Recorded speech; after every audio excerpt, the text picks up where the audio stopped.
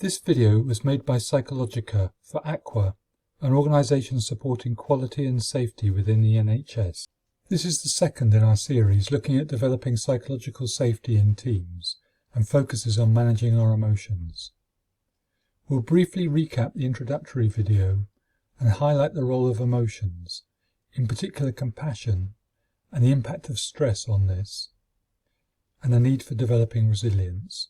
So to recap briefly, when a team is psychologically safe, members feel able to speak up and share ideas or concerns without fear of repercussions. This is founded on mutual trust and respect for, as well as acceptance of, different viewpoints. Psychologically safe teams tend to provide safer care as problems are nipped in the bud. However, stress and negative emotions can undermine this. Okay, let's quickly recap on the psychological safety model. Our behaviours and practices are influenced by both our thoughts, which can comprise real knowledge but also irrational beliefs, and our emotions, which can be both positive and supportive but also negative and undermining at times. Thoughts, feelings and behaviours are all involved in psychological safety. Beliefs and attitudes can fuse into mindsets determining our behaviour and which can sometimes be resistant to changes or improvements or other people's ideas. This affects not only what we listen to, but also our voice in terms of expression of our own views and our feelings of confidence regarding speaking up. Feelings also affect our behaviours, and sometimes we need to manage these in order to provide effective care and interact in a positive way with others. When these three key dimensions are in good balance, we trust one another and psychological safety is enhanced in the team. However, we have to be aware of them in order to manage them effectively. In this video, we will focus on the emotional yellow zone and emotional intelligence, which refers to awareness of our own emotions as well as those of others, and our ability to manage or regulate these in ourselves in order to be able to exert positive influence on others. A good example of this is compassion. Compassion goes further than mere sympathy or even empathy, being the feeling that arises when you're confronted with another's suffering and feel motivated to relieve that suffering and do something about it. Most people working in the NHS are highly compassionate, being able to manage their own emotions in order to support others, but sometimes it's just too much, and compassion fatigue sets in, often with associated guilt, as this goes against the grain.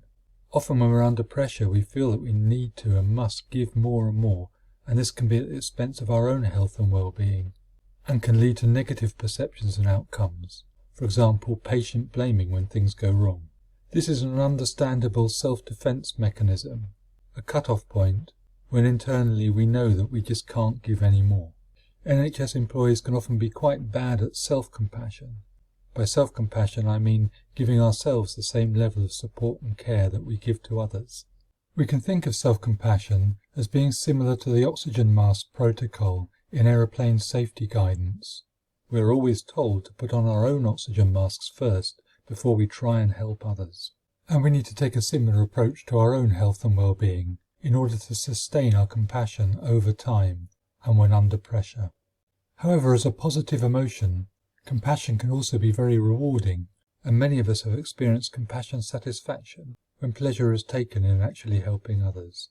And it's been shown that those that experience compassion satisfaction may be no more compassionate than their colleagues, but they are able to continue to behave in a positive way for longer. Self-compassion and compassion satisfaction actually contribute to our levels of resilience. Now let's just take a moment to look at stress and its impact on our resilience and compassion. There are clear links between pressure and our ability to perform. When pressure increases, performance improves up to a point, but then plateaus out as pressure is piled on actually starts to decline. When pressure is low or support is extremely high, we may feel a sense of underload and become apathetic. We're probably more used to an environment where pressure is very high and we feel overloaded and extremely challenged. And here we start to see the symptoms of stress. Most of us work at our best when the balance between support and challenge is about right. We're under pressure and we feel stimulated and motivated to work at our optimal level. But we differ in terms of where we may feel under too much pressure or where we feel we are working within our optimal pressure level. This might depend on our temperament, but all sorts of other reasons could be at play: situational factors, our home life, experiences earlier in the day, all of the things that we as individuals bring to our own experience of the workplace.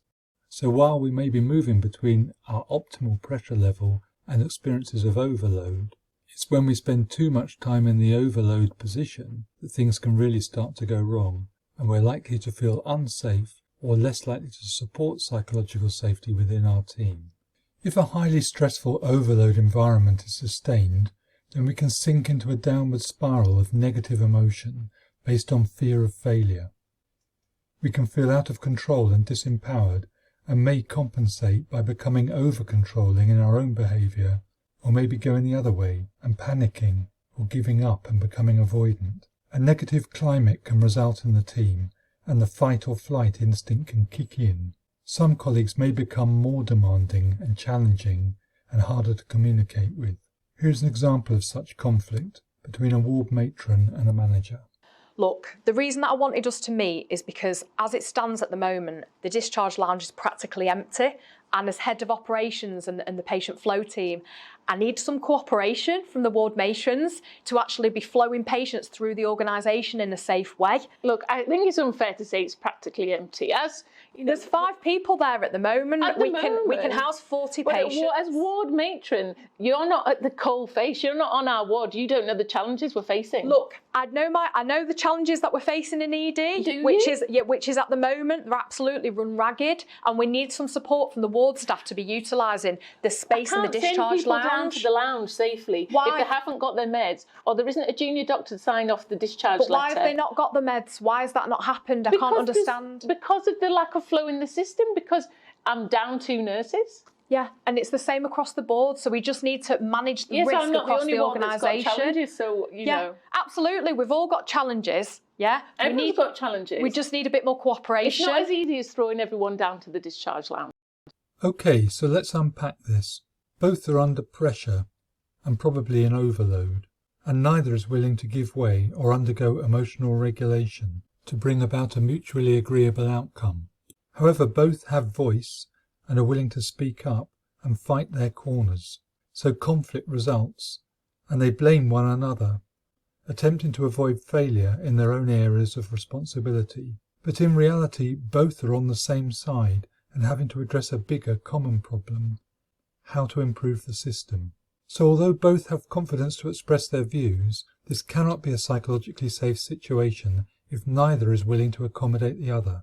So how do we move forward and ensure psychological safety for both parties? Look, we're not going to get anywhere. I know that you're trying to manage risk within your ward. I'm trying to manage risk across the whole organisation. I understand where you're coming from, but we've got to find a collaborative way past this, okay? Of the things that you've mentioned, what would be, where can I support, basically? Well, I can't send down 3 patients to the lounge, right? Yeah. Because I'm going to get 3 new patients at the other end. And I get that. I know we can't turn them around that quickly. Okay. It's not safe to. Yeah. So if I had, I don't know, another HCA to help turn the beds around. Okay. At peak times. Okay, when you say peak times, how many hours are you thinking? Because I might be able to do 2 hours, an hour, something like that. An hour in the morning at 11 o'clock after ward round. Okay. 3 o'clock after they bring the meds up. Okay, right. So if we look at trialling that, I can't promise that we can sustain it, but if I look at trialling that just for those pinch points, and then we review it in a week's time. Yeah, because there's got to be a bit of give and take here. And I do understand that, and I think it's a good suggestion and a good way forward. Right. Okay. Well, let's try it. Right. All right then. We'll review it then in another week. Okay. Fine.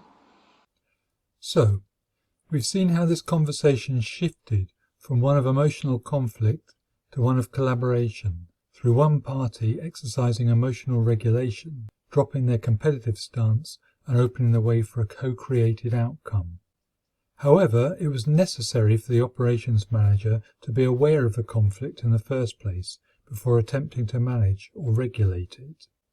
In this video, we've learnt that emotion regulation is a key aspect of psychological safety, underpinning such supportive responses as compassion, for example.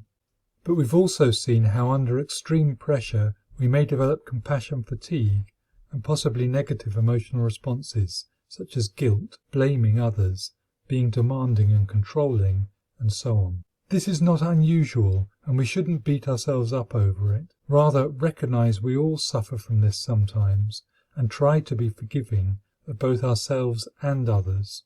True resilience lies in the ability to start over and try again, not necessarily in being perfect in the first place. So to sustain psychological safety in our teams, we need to be compassionate towards others as well as ourselves, recognizing that differences need not necessarily lead to adversity, and also keeping lines of communication open to help mend any damage and co-create collaborative solutions to our problems.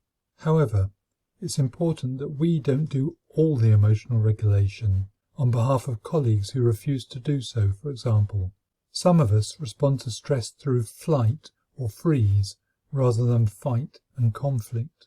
The next video in this series focuses on learning when and how to speak up and find our voice, and how to keep these two psychological safety dimensions in the right balance. By understanding and enhancing our own psychological safety, we can help our colleagues and limit the spread of anxiety and negativity within the team. So please check the companion videos in this virtual workshop series. These can be found along with other support materials on the Aqua Resources page. Thanks for watching and for the great work that you do.